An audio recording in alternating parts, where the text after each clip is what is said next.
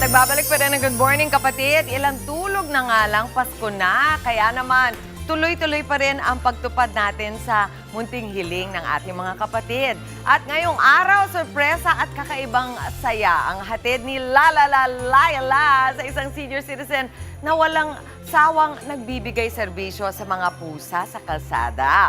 Panoorin natin yan. Hello mga kapatid! Ito yung usual route ko pauwi dito sa Quezon City. Ayan.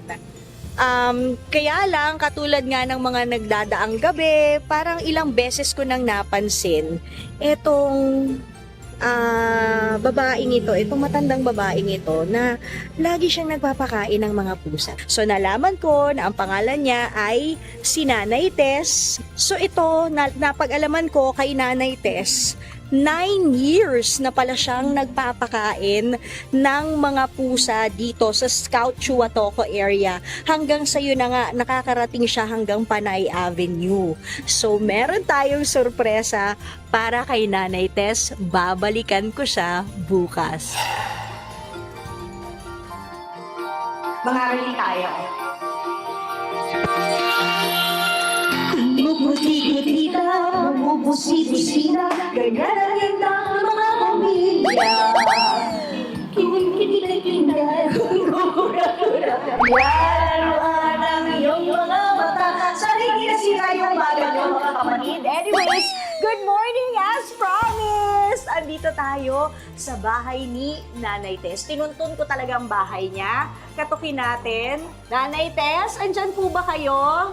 Tama po ba yung, ay, good morning! Tama naman pa rin kinakatok ko. Good morning. Teka, Nanay Tess, bibigyan lang kita ng mic. Ayan, ikakabit lang natin ganyan para bomba. pa. Yes. Ayan, ipapatong ko lang yan dyan kasi mag-usap tayo. Dito ka. Ayan, good morning. Kamusta ka? Mabuti naman. Kakagising mo lang ba? Okay. Nay, kasi kaya kita pinuntahan. Kasi naalala mo, itong February, unang-una tayong nagkita.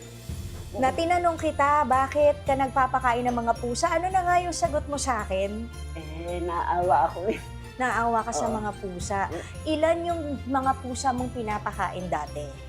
50 plus yun eh. Bakit kayo nagpapakain ng mga pusa? Kasi nahahabag ako sa kanila pagka nangihingi sa mga tao. Tapos nakatangla lang, kumakain, hindi naman binibigyan. Oo. Tapos sabi ko, tinatawag ko. Okay, gaano na kayo katagal nagpapakain ng mga pusa? Kasi parang ritual nyo na to, gabi-gabi kitang nakikita, pero naglakas loob lang ako na huminto at tanungin ka. So, ilang years ka nang nagpapakain? 9 years na. Ha? 9 years na? Kayo po ba ay ilang taon na? 71. Nagtatrabaho pa po tayo? Hindi na, Oh. retired na ako. Paano po yung pang-araw-araw na pangkain ng pusa? Saan nyo Sa kinukuha? pension, Kung sa pension nyo kinukuha, may natitira pa ba para sa'yo?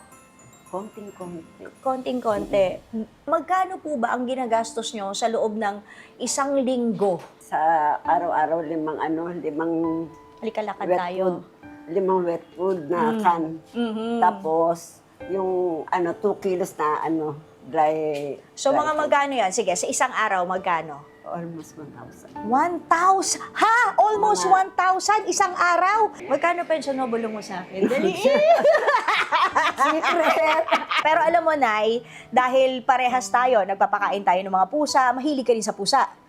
Dati aso. Oh, Tapos one time na nagtapon ako ng basura doon. May sumunod na pusa. Yun ang first time na ko eh. Pumupunta na lang, mamaan na lang sila. alam kasi nila kung anong oras ka nagpapakain. Dati, Ganon alas- sila katalino, di ba? Dati 7. Oh.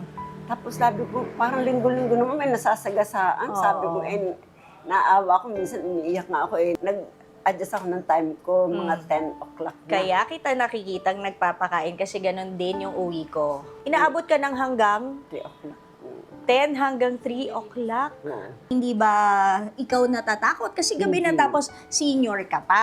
Hindi naman, Diba? mababait sila sa akin. Dahil dyan, meron akong pa-Christmas. Wow! Halika muna dito. Gusto ko, tumalikod ka muna. Ayan, tumalikod ka muna. O kaya gusto mo ba takip mo yung mata mo? Huwag na, talikod na lang. Paano ka maglalakad ng nakatalikod?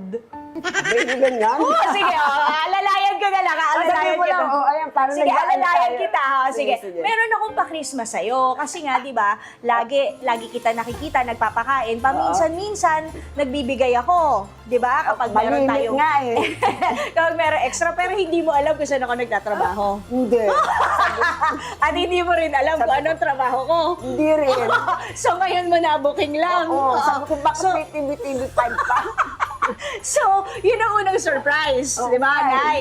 O, Nanay Tess, eto ang pangalawang surprise! O, di ba? Yan! Yan ang sagot mo. Ayun! Dilata! Kasi di ba sabi mo, nagpapakain ka ng Libre ako dilata. ngayon. Oo, so, etong tatlong supot na to, galing yan sa Maxim mismo. Oo. At eto naman, galing sa TV5 Community Cats. Yan! O, di ba? Galing naman to sa mga mabubuting puso na mahilig din sa pusa sa aming kumpanya. Yun! O, di ba? Ang request ko sa'yo, nanay, yung pension mo for 1 month, sa'yo yun, ha? Itabi mo. O, di ba? Para meron ka namang kahit papano na naiipon para sa iyo. Pero eto ngayon, Akin so, yan. Pasko mo, di ba? So, malamang pag nakikita kitang hinihila-hila mo yung kariton mo, punong-puno ng cat food. At nagmiyaw, Merry Oo, Christmas ang mga pusa. Happy ako na paligaya kita! Lagi na pag nakikita tayo, nag-aabot ka palagi. Oo, tapos alam mo, ito pa surprise ko sa'yo. Di tatlong surprise ni Laila sa'yo. Yes. Yung pangatlo, di ba sabi mo nga, ayaw mong nakikita na sasagasaan yung mga pusa. Papakapon natin yan. May sasagot na ng kapon next year. Palipasin lang natin tong holiday. Next year, may magkakapon na ng mga cats mo. Itong inaalagaan mong nasa 50 para hindi na rin sila dumami. Di ba? Para wala nang kuting, wala nang unwanted pregnancy, at higit sa lahat, mas healthier yung mga pinapakain mo. Tapos, itry din natin na ipa-adapt yung iba. Para mas Oo, magandang naawa buhay ako. nila, diba? Oo. Yun. Kaya lang, paano natin makukuha sa gabi na Huwag sila kang lalabas? mag-alala, marunong sila, kayang-kaya natin yan. Huwag kang mag-worry. I got you, di ba? So, Merry Christmas, Nanay Tess! Angel ka talaga. You're welcome!